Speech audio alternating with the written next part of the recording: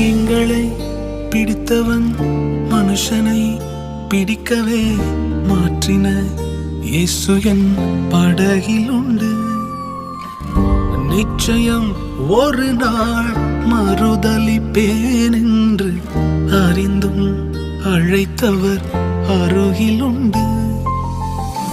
நான் வீசும் வலைகள் எல்லாம் வெறுமையாய் வந்தாலும் என்னோடு அவர் இருக்க குறையேது.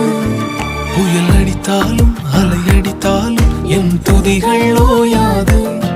கரை தெரியாமல் கண்ணலைந்தாலும் என் துதிகள் ஓயாது.